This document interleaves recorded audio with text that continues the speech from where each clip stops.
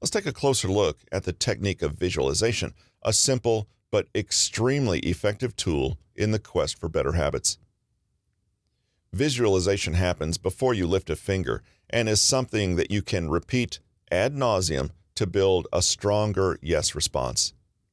Visualization, quite simply put, is detailed imagination. You use your mind's eye to picture yourself executing whatever it is you're planning to accomplish. Visualization helps you build a sense of awareness and expectation.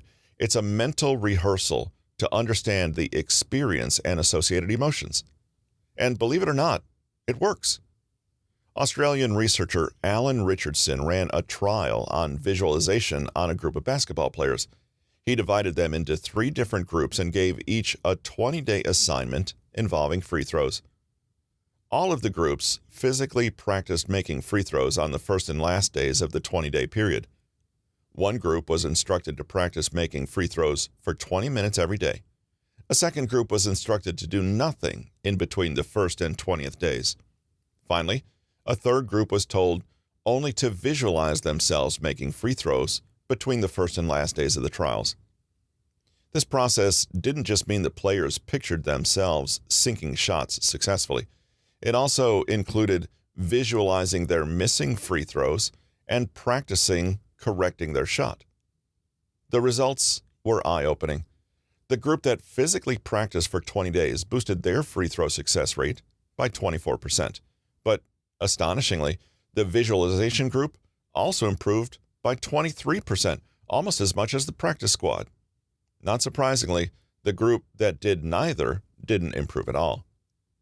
The conclusion from this study is that visualization causes changes even when unaccompanied by actual physical work. The brain and its neural pathways can be conditioned and strengthened just as muscles and the cardiovascular system can. Visualization can help align the brain with the physical execution of anything we do and can be a great means of additional support in our efforts. Seeing is believing, no matter the type of seeing. Use this tool to make yourself, well, whatever you want to be. For instance, visualize a situation you're afraid of and make all the tough, disciplined, and unpleasant choices in your mind. Play it through with as many details as possible. How does it feel? We can start to understand that our fear is rooted in ignorance, and we can start to build a relationship with the feeling of comfort in discomfort. Almost all of us hesitate and want to retreat to a comfort zone when confronting with something foreign.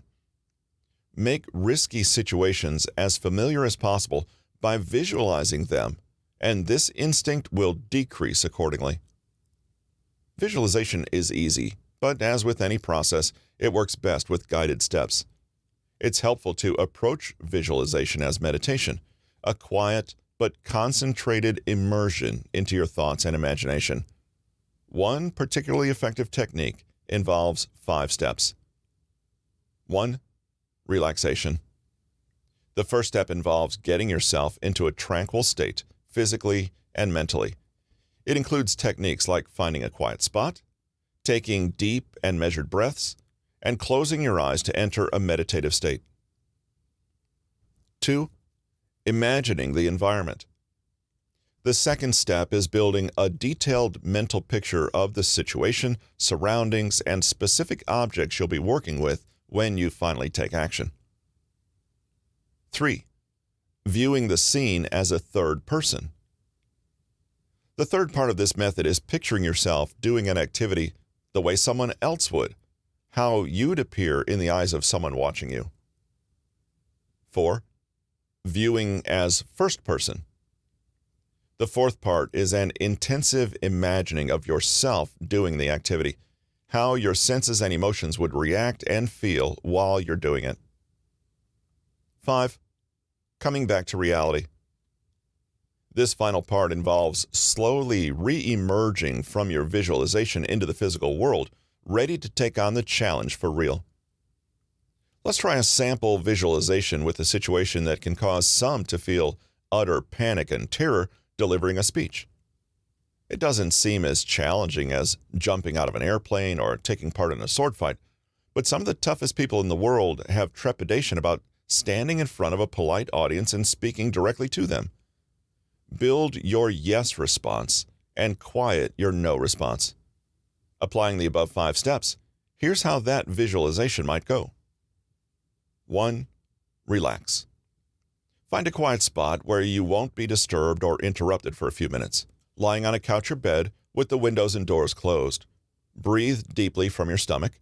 Take as much time as you need to let all areas of tension in your body dissipate. Finally, close your eyes. 2. Imagine the environment. Make a detailed survey of the room and space where you'll be making your speech. Picture the chairs the audience will sit in. Imagine the lighting and feel of the room, from how bright the overhead lamps might be to the air conditioning. Is the stage raised above the floor? Is there a podium you'll be standing behind? Will there be a microphone, or will you be wearing a headset? Imagine how either looks, down to the foam piece over the microphone head or the tiny earphones. 3. View the scene as a third person.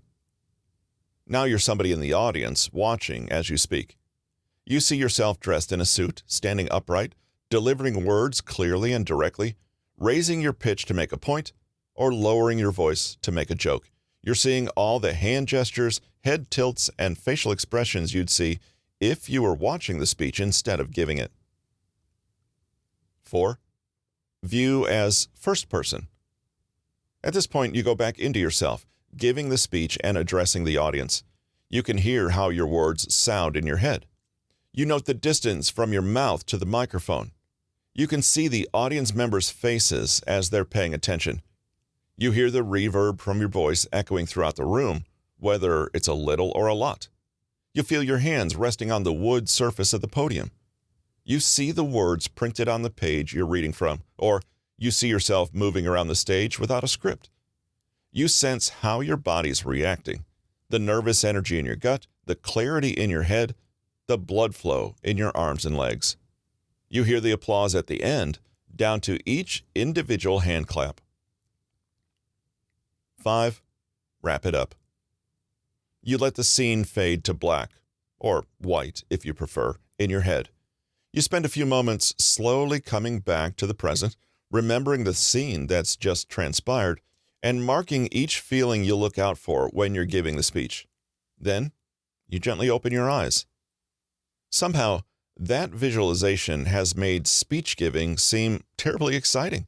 Imagine what it can do for parachuting and sword fighting. We call the previously described process visualization, but that phrasing isn't entirely accurate, since most people associate visualization with seeing things with one's eyes. A more exact term for this process might be multisensory imagination, or mental rehearsal, because the full process draws from all of the senses we possess. Visual, sense of sight; auditory, sense of hearing; kinesthetic, sense of touch; olfactory, sense of smell; gustatory, sense of taste. It might be easiest for us to imagine visuals during mental rehearsal, but never underestimate the power of the other 4 senses, as well as emotional sensations.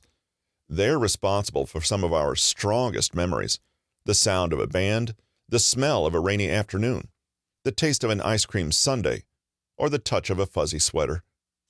During visualization, try as hard as you can to incorporate those other senses, as well as how your scene looks to the eye. Studies have shown that our brain chemistry treats imagined memories, visualization that is, the same way as it treats actual memories.